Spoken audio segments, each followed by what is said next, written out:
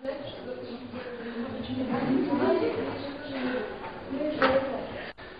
afternoon. Today, this lesson is going to go about cultural heritage and cultural landscapes. Compared to the last lecture, this is going to be a more theoretical lecture, in which I will deal with the theoretic concepts of cultural heritage and cultural landscapes. Again, focusing on the heritage of the Altai. So it won't be that methodological as last lessons, but it will be more theoretical, but the focus will stay the same. It will go about landscapes again. As I already mentioned in last lesson, that landscapes were very important for archaeological monuments. The landscape itself is also very important to get to know the history of a country or a nation. Many people always see archaeological monuments as the most important source to learn about the past culture, past ancestors, but really, especially for Altai, the many cultural landscapes, the many landscapes also tell the story about the history of the Altai.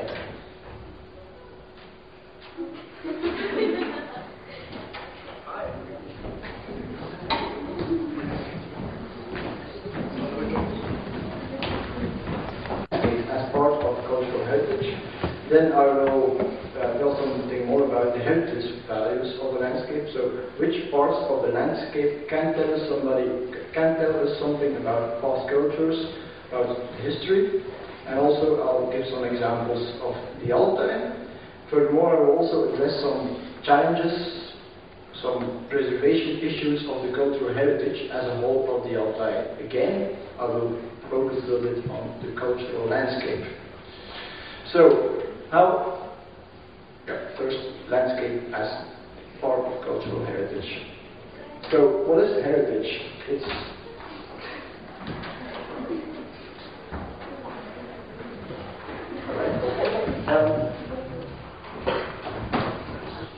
heritage is a word that we all know, that we use a lot, but really not a lot of people really know what it all encompasses, what it all means, what it all contains. It's a very broad definition and it's a very interesting fact to explain.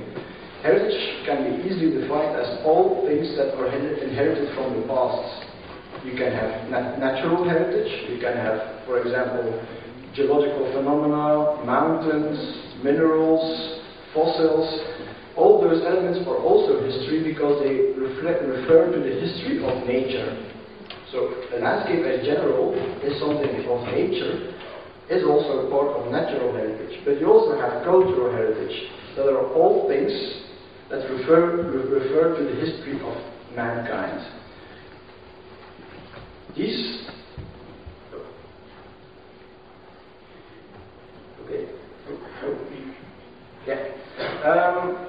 there are two main elements within cultural heritage that refer to man.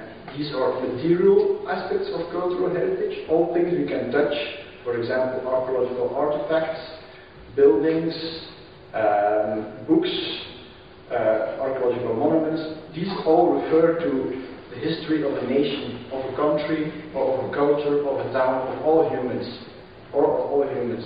There are also immaterial, also called intangible aspects of cultural heritage that can tell us something about the history of man. And these are all expressions, all traditions, all beliefs and customs that refer or are inherited from a culture, its ancestors. For example, in Argentina, tango is also considered as cultural heritage. For example, in Altai, you can see the Altai throat singing also as cultural heritage. But also all dialects are part of cultural heritage, of intangible heritage. This is very important. Landscape is, of course, also part of cultural heritage because everything we do, everything people did, leave a trace on the landscape. For example, in Belgium, when somebody cultivates a land for the first time, you will see that in 200 years. That's the same here. But it's also one aspect of heritage. Everything of the past is heritage. And we should research and preserve it, even if we have to deal with difficult heritage. In many countries, people only remember the good things, the good times in history, but in fact we should really preserve everything or study everything from the past. So, for example, in Germany, they didn't forget about the war. They still see it as their own heritage. Okay, it happened, we can learn from it. For people in Belgium, it's the same. We had a colony in Congo, our king did horrible things there, act of arms, killed a lot of indigenous people, but still, it's also part of our heritage. So with that I mean, you can learn from your past. It's really important to preserve and keep to study everything that happens. So everything is in fact a heritage that passed before. For Russia, it's the same. It would be wrong to forget the bad times in history, because we can really learn from it. And once you learn from it, you will never make the same mistakes as a country twice, or should try not to make the same mistakes twice. And there are a lot of aspects of both in my country, but also here, that really are still visible today. For example, for Russia, you have still some gulag camps are still preserved. Some kolkhozes, not that the collectivization was a bad time, but some bad things happened over there. All these things are still visible and should be preserved and also studied. So, this was about the broad definition of cultural heritage. Within cultural heritage, there are in fact 5 different categories, 4 different aspects that all have some kind of heritage value. The first one is, of course, archaeology.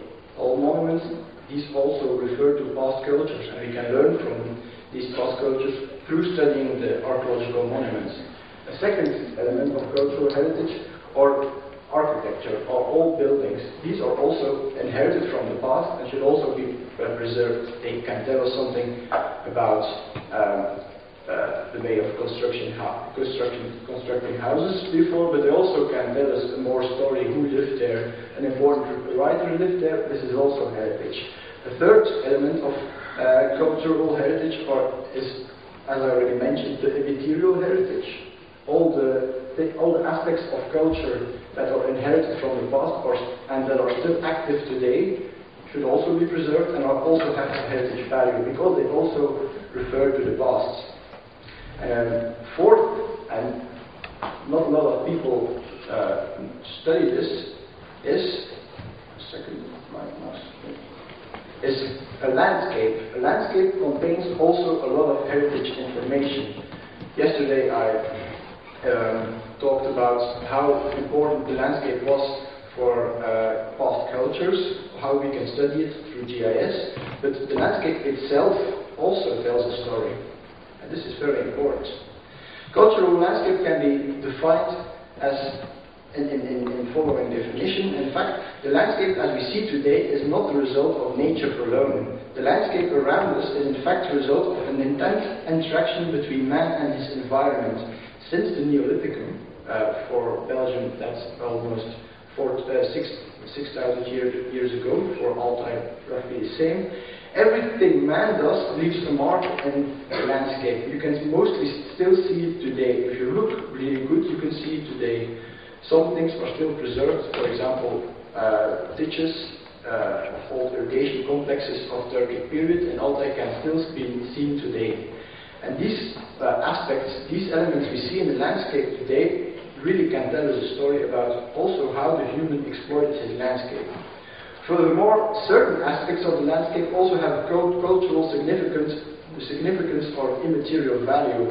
For example, certain places also can tell a story about the past of human. For example, an important mountain pass where there was a battle. This is also a part of the cultural landscape, because it also tells us something about the history of a nation, of a town, of a region.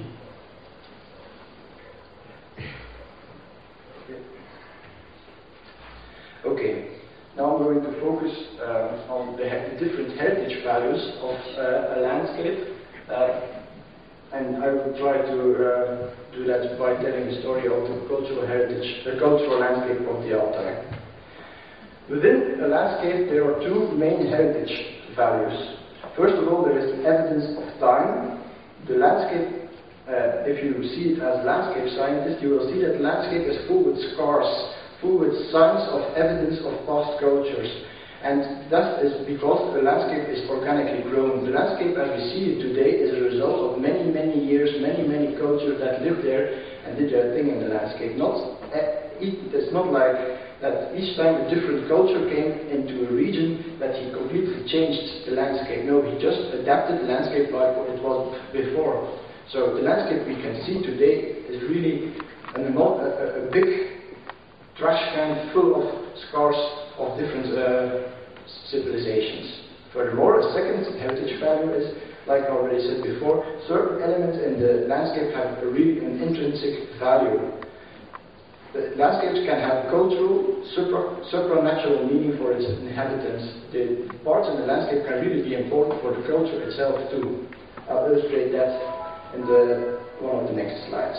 So first, evidence of time in the landscape. This is an aerial photograph of a landscape close to my hometown. This is in France, just across the border, not far from Flanders, and it's near the town of Kassel. It's a very important Roman settlement, and this is a good example of how you can see the different time layers in a landscape, if you look really good and if you know where to look at.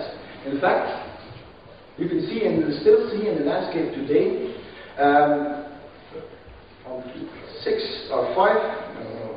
six Roman roads that are still preserved today. A Roman camp, you can still see it, and also you can still see Roman field systems. So this is really interesting because these things are almost difficult to excavate. You cannot excavate a field system, but if you look really good in the landscape, you will see and get more information how people use their landscape. Mostly, if you look to a landscape through the archaeological way, you will only see the things you can excavate. But if you see it from the perspective of cultural landscape research, you will get more advanced information how people use their landscape. For the Altai, it's the same. It's less obvious because the landscape here was not cultivated for a long time, only since the last 100 years. But still, if you look really good to the landscape, you can see a history of a town. For example, this is the village of Karakol and Kurata, and you can see different elements in the landscape that are still preserved today that tell a bit the history, how that village was grown, how did that village come to its existence, and how did it further evolve. For example, you can see one of the old dirt ways that went to Nizhny Taldar, a little village further that was for horses, that's dates from before the Soviet Union. You can see all Soviet land plots that were used by the kolkhozen. You can still see in the landscape from the aerial photograph the old cheese factory where the village was grew around. You can also see in the better part of the village the old irrigation channels that were there since the Turkic period. And you can also see the old kolkhoz buildings and many other kolkhoz infrastructure. So you can really get, just by looking to the landscape, you can really get an insight into the history of the village.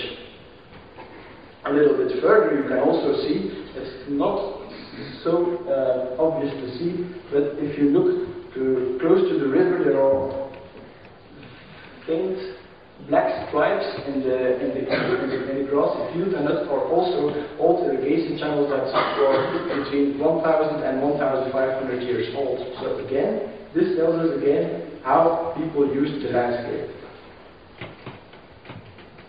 Another element that helps us to understand landscape and tells the story of the village is, for example, the many kolkhoz buildings. These are, of course, agricultural, but these are, of course, buildings, so they can be seen as really architecture, but because they're in their landscape, in their context, they tell a lot about the history of a landscape. So what do we use to study an old landscape and the history of a landscape through our cultural landscapes assessment? We use, as I already showed, a lot aerial photographs, but what we also use quite often is old photographs. For example, this is an old photograph of the Karakol Valley, and this really tells us how the landscape looked like before and how did they use it. For example, on this photo you cannot really see agriculture. People did not cultivate their grounds until 100 years ago. There was less forest in the valleys of the Altai, and there were other trees. This is also very important. So the landscape really tells us a lot about the history of a place. Another heritage value of a landscape is, of course, the intangible aspects, the intrinsic values. Certain places of whole landscapes have a religious, artistic, or cultural significance for a whole segment of the population. And this is also very important. This is also, by studying this, we can also get to understand a history of a population, a history of a culture, and a history of a place. An example is, for example, Irish Rock in Australia. This is a holy place for the Aboriginals. And this has already been a holy place for the Aboriginals for more than hundreds of years. So again, this is interesting because this also tells us a little bit more about the culture of the Aboriginals. But it doesn't always have to be more cultural or religious factors that make a place in the landscape valuable. For example, this is Giant Causeway in Ireland, and this is one of the first places that was researched by geologists. Here, this place. Oh. Okay, he's not interested. This place is also very important. Also tells us a story of a history of something, because here geology as a science really started to exist because people really wanted to know. You'll see on the picture there are like old straight stone lines or vertical stone lines in the sea, and people did not know how to interpret it. Until 200 years ago, people thought it was some kind of magical bridge for giants to cross from Ireland to England. Okay, that seems quite strange. But then scientists were interested in it, and they wanted to explain it. So, because of this interest in this place, geology as a science has started to exist. So this place also has a very heritage value. This is also important.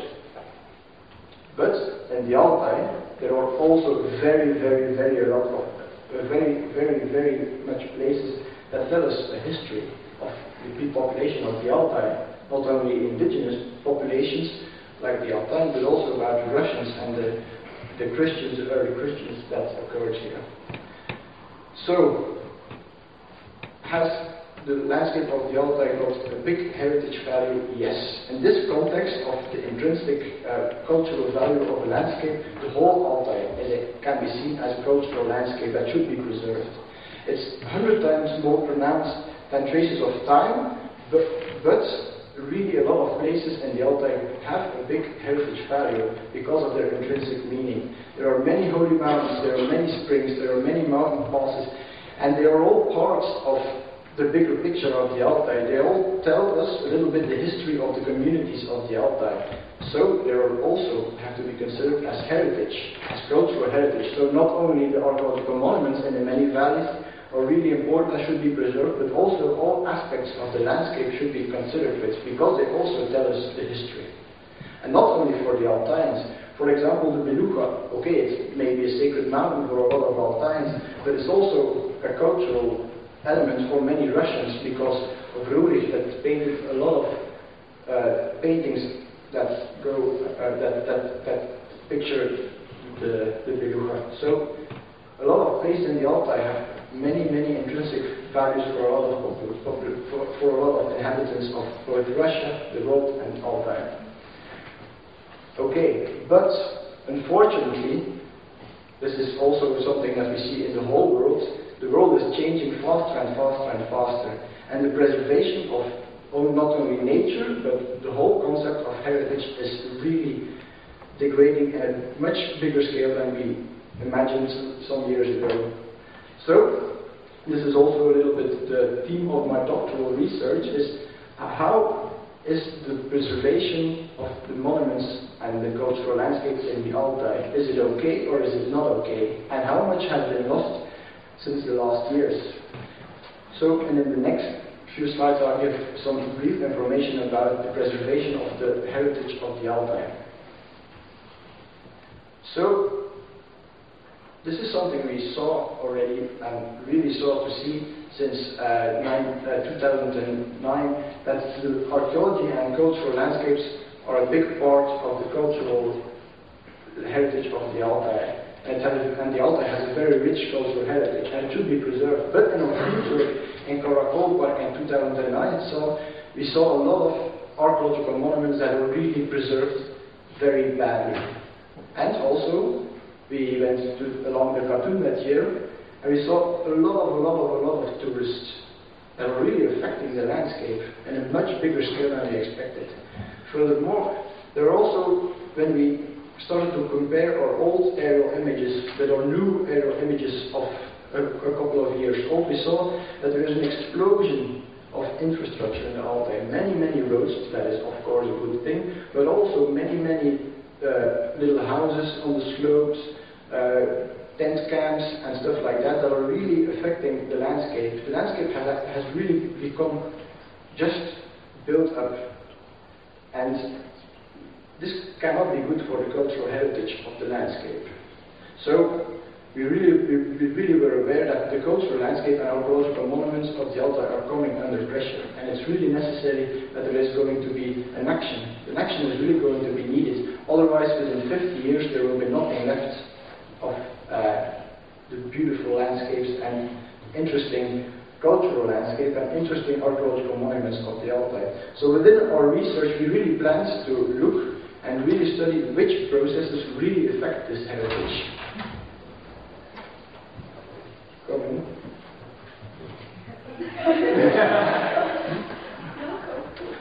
Okay. And until now, we've already discovered 5 major processes that affect the heritage of the Altai. The first is really agriculture, and as you probably know, since the 1930s there were kolkhozes, collective farms in many valleys in the Altai, and they started to do agriculture on plots of lands that have never been cultivated before. For example, in the Koshagach region, they started to plow the steppe grounds that have nothing has ever grown on that steppe except some shrubs, some trees and some grasses. Just like in other valleys, they started to cultivate many areas that were not suited for cultivation, that were not suited for agriculture.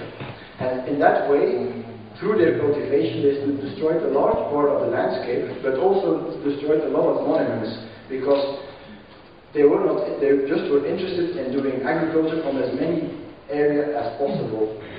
As a result, the many archaeological monuments that were just situated in that landscape, on those plots, they just said, okay, the small ones will just plow through, and will throw the stones from the monuments on a big pile at the site, and will do agriculture on the monuments.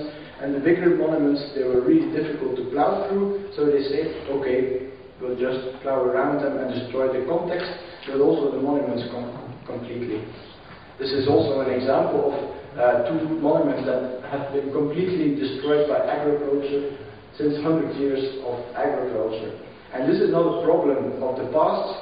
This agriculture is still going on, and we really should look, and the officials of the Altai should really start to look to a solution. How can we stop agriculture from destroying the monuments? Because this is not a simple thing, because agriculture is in fact an important economic activity.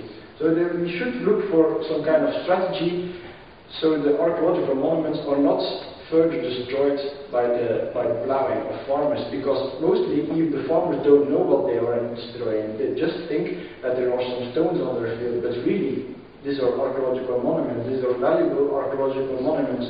So we should really look in the future for a solution for this problem. Another problem is because of agriculture, the agriculture happened on soils that were not suited for agriculture. There is a lot of erosion, a lot of parts of the landscape are really degrading, and due to this erosion, a lot of monuments are being eroded or being sedimented by the sediment that has been eroded. Furthermore, agriculture involves a lot of ancillary works. What are ancillary works? For example, irrigation channels, roads to the farm, farmhouses, fences, and all these things, probably unknowingly from the farmer, are really affecting the archaeological heritage in a very, very big scale. For example, in the Kwashagach area, the whole steppe is being irrigated by old irrigation works, and these irrigation works really just go through archaeological monuments, and this is sad. We can learn also from that to look to the future and look how we can preserve the monuments by not doing it again. But what does archaeology also do? It really destroys the landscape context. The landscape as we see today is completely different from the landscape of the Scythians, but also completely different from the landscape 100 or even 50 years ago. This is an example. It's maybe very difficult to see, but under the glass lay 3 archaeological monuments.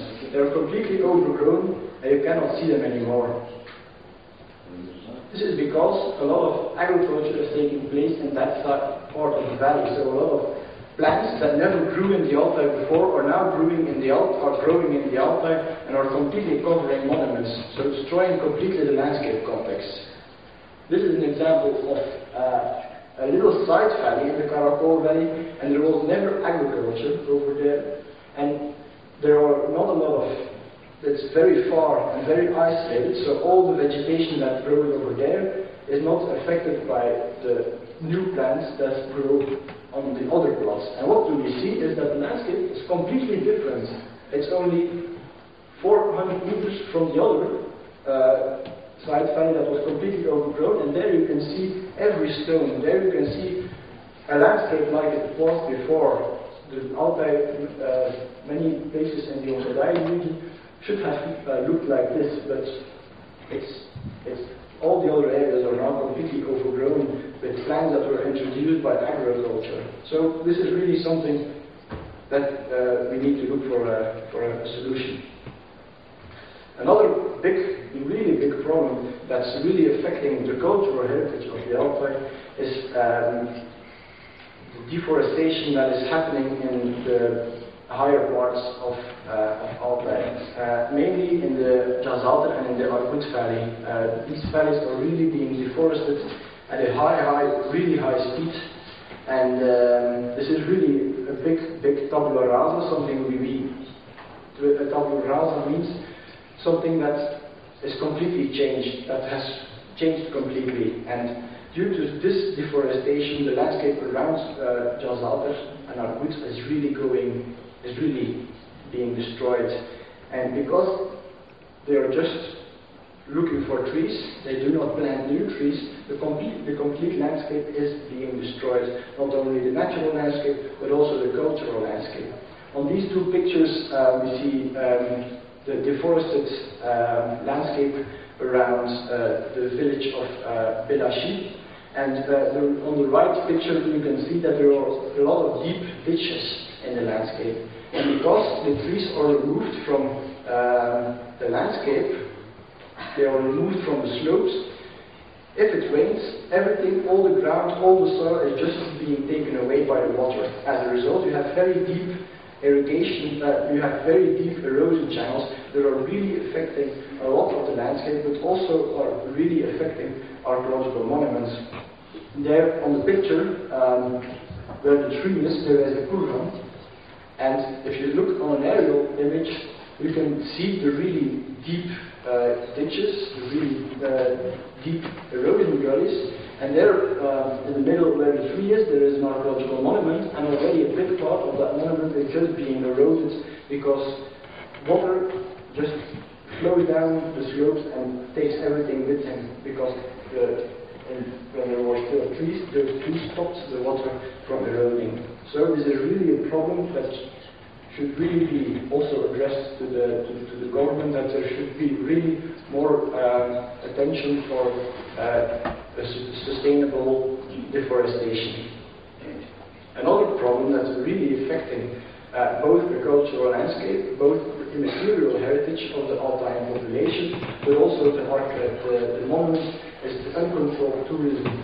Like you probably all know, there is a lot of tourism along the canton. This is an example of the village of Chemal in 2002.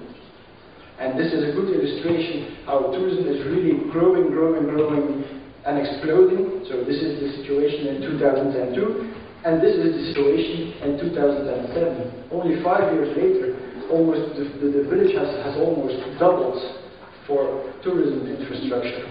So this is really also having an effect on the outlook of the landscape. How does the landscape look like now? It's just full with tour buses. But also, as tourists, I don't have anything against tourists, but the tourism is not controlled in a very good way because there are just too many tourists. What do they often do? It's not only only tourists that do that, but they do that often because they don't know the value. They often just disturb archaeological monuments like petroglyph panels. For example, this year I visited a site near Kuyus. And I visited 2 years ago also. 2 years ago there was nothing on the panel, and this year, when I went there, I saw big letters, somebody wrote something like, Max was here. Yeah, okay. This is really not good. This is really affecting the archaeological heritage. So there should be a better controlling of the tourism. This is another example of a site in Kalbaktash. This is the situation in 2003, I think, or 2003 or 2002, and we see a nice representation of a horse. This is the situation today, and if you look very good, there are chisel marks on it. So somebody tried to chisel out with his hammer and his chisel to take the petroglyph out of the rock and take it with him, but he did not succeed, and the petroglyph was completely destroyed. So really, this is really we should really look for a good relationship with tourism in the Altai, but it's really destroying the archaeological heritage in a very big proportion. Okay, it's very difficult for tourists to destroy a kurgan, but it's easy to destroy the petroglyph panel. Another element that they are destroying is they bring an imbalance between the local population, how do they perceive their landscape, and how they act in the landscape as tourists. For example, they just pollute places in the landscape and make it very dirty. And Altaians mostly have a good relationship with their landscape. They try to be as tidy as possible, but they don't do it. So this is really not good for the landscape. Furthermore, when they see, for example, Altaian sacred places, instead of just leaving them alone, they also want to do the rituals that the Altaians do on that place. So, for example, they want to hang kira on, for example, Arjansu, but they don't know how the ritual works. So they just take a piece of their sock, they take a piece of paper, they take a piece of plastic, they even use signalization fabric to just also hang kira. But okay, this is not right. This is not the way to do it. And it's not because they deliberately want to destroy archaeological monuments or pieces of cultural heritage. They just don't know how to act and how to be in the landscape. So this is something that really should be avoided. Another problem is urbanization. This does not only mean that there are living more and more people in the villages, or there are more and more houses in the villages. Also, the lifestyle of a lot of the population that lives all over the world is changing. People have more and more cars, everybody has a car, everybody produces more and more trash, and there is also less and less money for good maintenance of roads, for good trash collection. So we're really creating an unsustainable situation where a lot of trash is produced and a lot of landscape is really being destroyed just because there are more and more people living here and their lifestyle changes. For example, this is an example of the burial site of Buchi, a very big footguns, very interesting, very famous, also archaeological, and only the last 10 years a complete village has grown over it, so they are in fact destroyed. This is also not such a good thing. Furthermore, they are still preserved somewhat, but more and more roads, people are crossing the kurgans. Furthermore, people use it to throw their trash on, so it's really being destroyed while we look at it.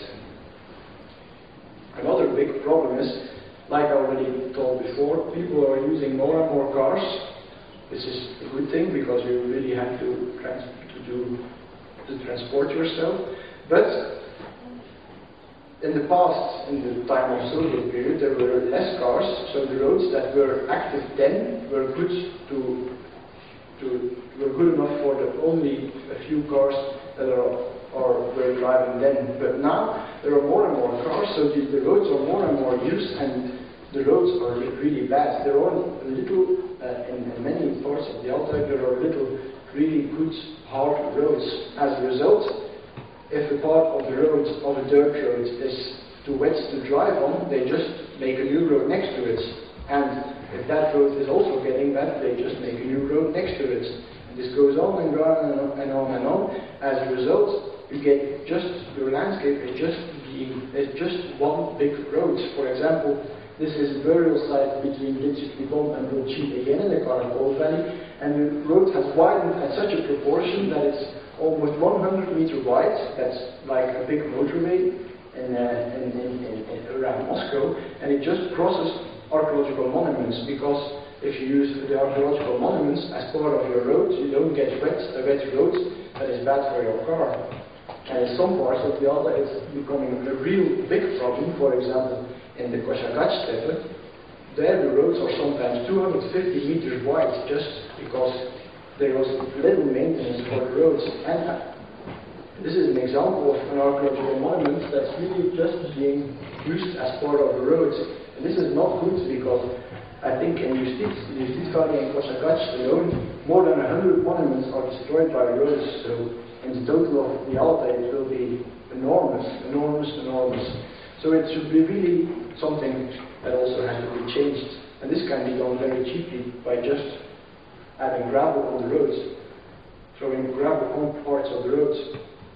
This is also an example of a site structure of the Kerksur that is just being driven on by the many cars that pass there daily. So this is really a big problem. Otherwise, people will have more and more cars. There will be more and more people probably living in the Altai the coming years. So the roads will only grow and grow and grow, and more monuments and parts of the landscape will be affected. Another big problem are the mega construction plans that are taking place in the Altai. One example was the dam in the Katun a few years ago. Then they decided to build a dam near Elanda, I think, and they just decided, okay, lots of archaeological heritage is going to be destroyed. Let's just excavate everything. A lot of relevant scientific data came out of this excavations, but in fact an excavation is just a controlled destruction where you try to register as much as possible. The result was all the archaeological monuments were excavated very fast, quite thorough, not always that thorough, but the result was all the archaeological monuments were destroyed. And then they said, okay, we will not build our dam. But what was the result? That all the archaeological monuments were in fact destroyed.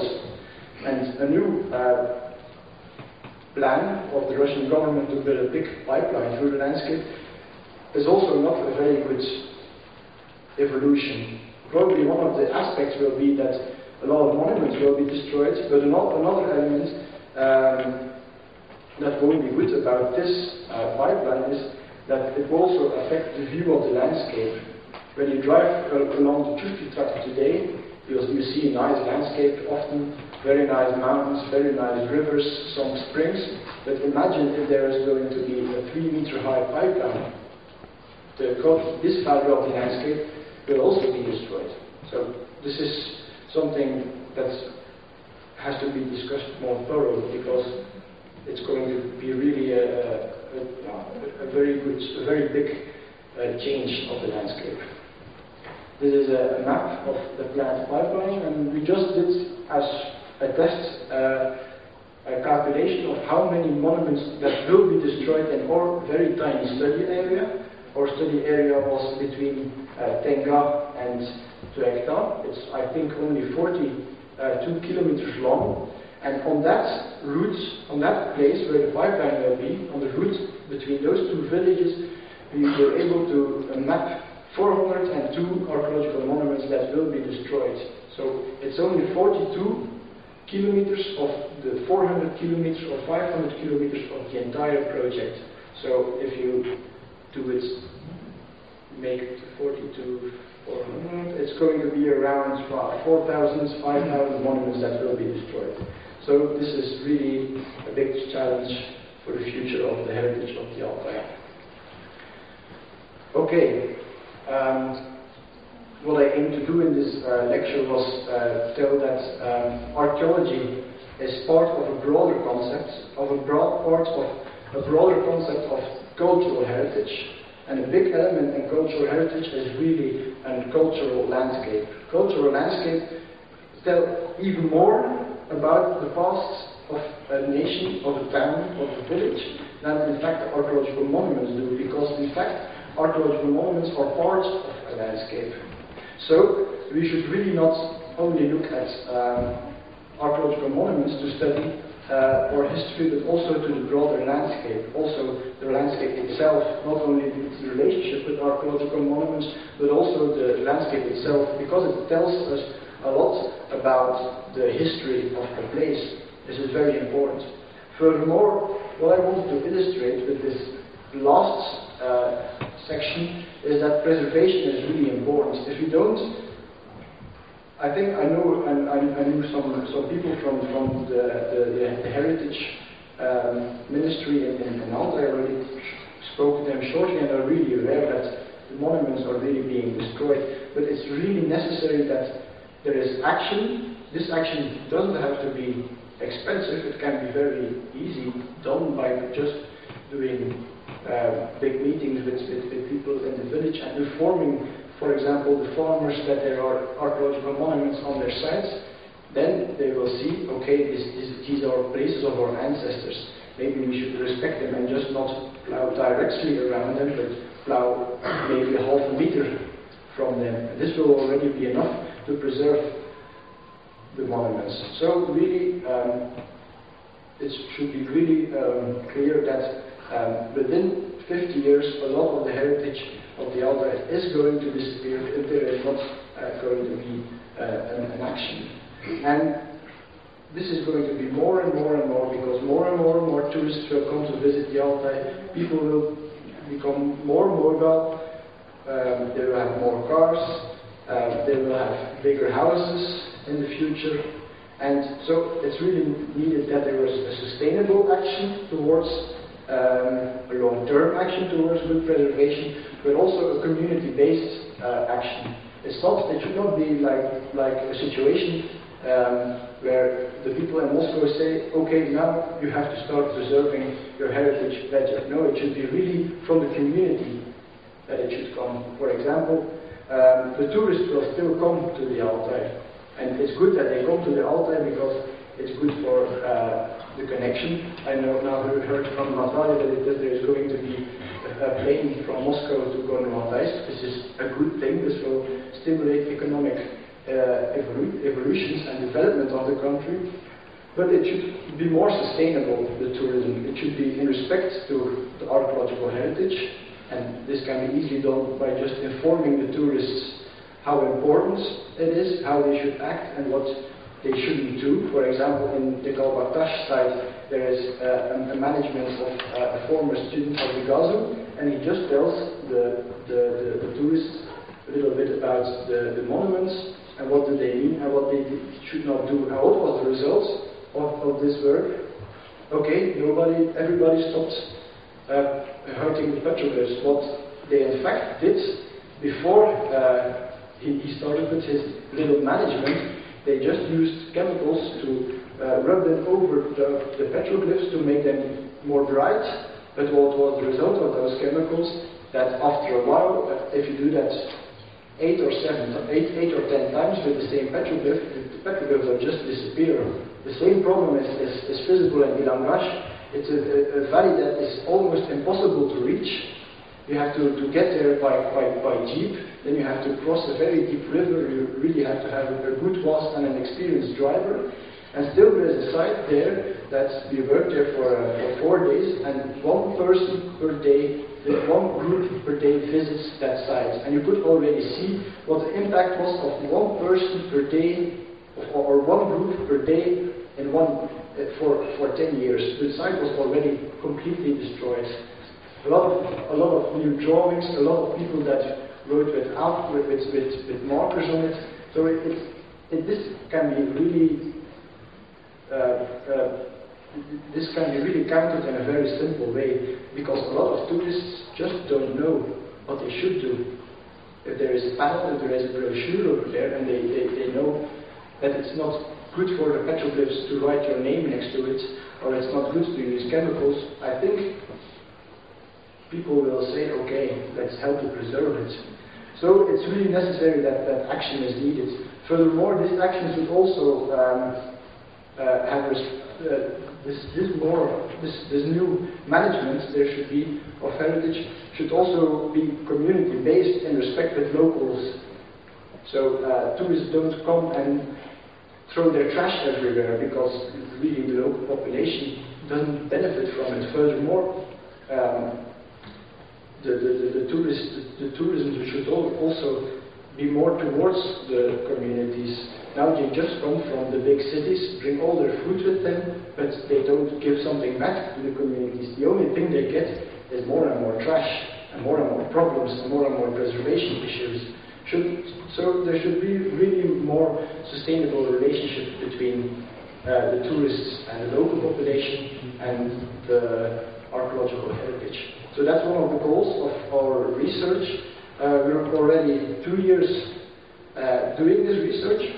Within the 2 years, we just did a lot of talks with the local population, with some park directors, with some local women that just go to a petroglyph site to protect it and give information, and then they get 10 ruble per person, they give information, but still, this is the way how it should be done, and how the archaeological heritage can be preserved. In the next 2 years, we aim to present all our work to the Ministry of Culture, to show really which actions are affecting the archaeological heritage, and which actions are really severely affecting it. This is really an important factor, and we really try to do that next year. So the goal of our research will be really to have a better preservation of the archaeological heritage and cultural heritage of the Altai. Okay, are there any remarks or questions? First of all, thank you very much for your lecture. It was really interesting, but I have some questions. First of all, the tourism, how we can solve this problem? Should we stop the flow of the tourists, or maybe there are some ways of controlling them? Well, I addressed also this problem to last year I gave a lecture on a big conference about sustainable development and sustainable tourism in Las Vegas, and we had a little discussion about this, and it would really be bad to say tourists you're not welcome anymore, because it's also a good thing that people get to know the interesting culture, the interesting archaeology, and the interesting landscape of the Altai. But we really should look for a situation where tourists are just better informed, and there is more planning. Now they just can put their tents everywhere, but if there would be more control, and if they just would put their tents in designated places, it would already be better. So I think it's just a matter of informing them better, because during my last 3 visits in the summer, I was each time around 5 weeks in the Altai. I also was able to speak to quite a lot of tourists, and they are really interested, and they're really amazed by the Altai, that they just don't know how to act. And it's not only, it's not all tourists that are bad, it's maybe only 10%. But if you can inform those 10%, there will be 90% of the 10% that already will be aware that what they are going to do is going to be wrong. So I think that's one of the solutions. You had a question?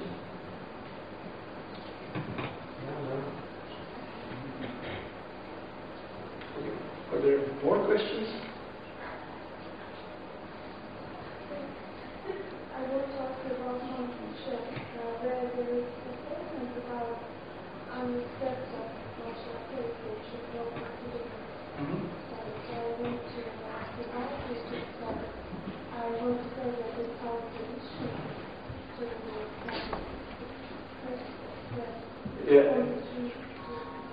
but I had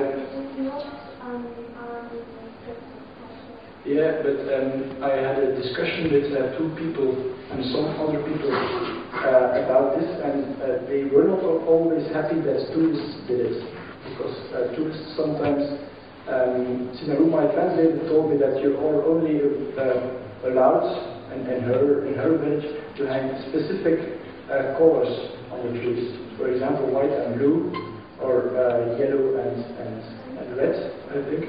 And they said it's really not okay if tourists hang a piece of plastic on the tree, or a piece of for example, on one mountain pass near Koyus, where I also spoke with a lady, somebody hanged a piece of traffic signalization, or just a piece of plastic from a soda, not a soda, from a snack. There was, for example, a sneaker, and they just hanged the sneaker on the tree. So I understand your remark, but I don't think it's bad to hang. Other people hang it on the tree, but I think it should be a little bit in respect with the tradition. I don't know. You're free to give comments. It's just an idea of me.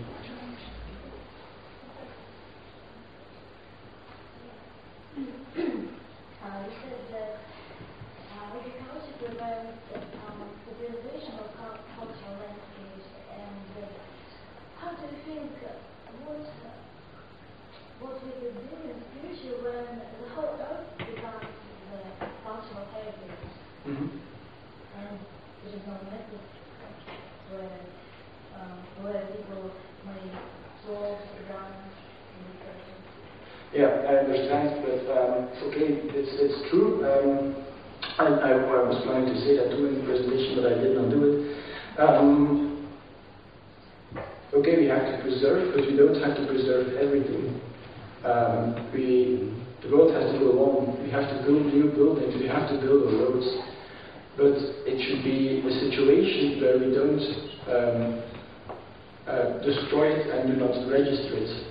And also, it's also very important that we're aware that it is there. So if we're able to put a road just 2 meters from a monument, it will also be good. And maybe we won't destroy the monument. But in some cases, that's true, the road has to go on, we have to destroy it. But we have to destroy it controlled, not just put a factory on a plot of land and just destroy the archaeological monuments. So, and we have to go on, and the world is growing, more and more people are living in it, so we have to destroy some things, but we should be aware that it is there, and we should destroy it with respect for the heritage. And first try to not destroy it, and then destroy it, and look for good opportunity. If, for example, if there is a nice, for example, this is something that is now our law in Flanders.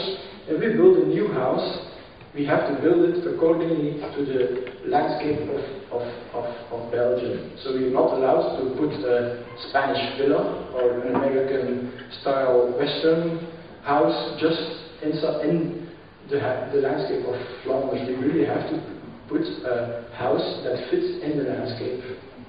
So this is one possibility, to really integrate all the infrastructural works into the current landscape.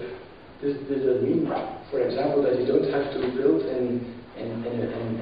for example, in a valley near Chernobyl for tourists, a Las Vegas-style casino with a lot of lights. This is not a good situation. We should really try to look for a good solution that fits within the context. This is not expensive, and I think it will be a better outcome. For example, this is a problem we had in Belgium in the 50s. Everybody was allowed to put the house they wanted, but the result was that we had a Spanish villa in the street. Next to it was an American-style villa. Next to it was a typical French farmhouse, and next to this was a typical Belgian house. So what was the result? That you really had a street filled with lots of ugly buildings that do not match.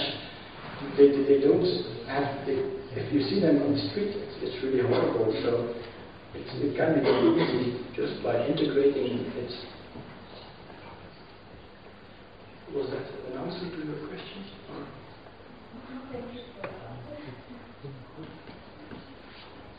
Was monument situation?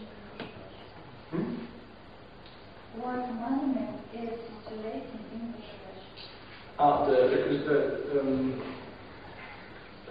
which monument did they reconstruct, or which monuments? Yeah. We have lots of monuments in Košagrad. It's roughly the same like in the other valleys in the Altai, but there are more Mongolian style. It's more monuments like in Mongolia. For example, you have the big Kereksus. These are Bronze Age ritual monuments. You have the many Turkic monuments. You have the Skythian monuments. And interestingly, you also have very small house-style monuments. They are called dwellings. I will tell more about dwellings tomorrow, but these are also ritual places. And these are very small monuments that are really being destroyed in Košagrad right now just by driving, by the many cars that just drive on it. So there are really, Košagrad is one of the very most interesting places to study the archaeology, because there was less archaeology, there was less agriculture than in the other valleys, but you really have a close context. You have to step off the Chuya, and you really get an idea of one niche, of one part of the landscape that you can really study in total. And there are really many monuments there, so it's one of the best places to study, but it's really being destroyed as we speak now, and with the new plans, the new construction plans, it will go on and on and on. So, and it's also very interesting, the monuments in Košagrad, they should be excavated, but in some cases we should really wait to excavate them. For example, this year our university, together with Kabu, reconstructed the destroyed monument by road, and this was a monument that didn't have finds. There was nothing to find there, only the stones were in the ground. So it was really difficult to date the structure, to give an interpretation to the structure, because nothing was found, only some stones that were in the ground. But through new techniques, a very new technique, we were able to date it based on charcoal, but also on the sand that was under the monument. So these new techniques are really going to get better and better and better, and new techniques are going to be invented. So it's sometimes better to wait to excavate a monument until we have better techniques to really study it in a good way.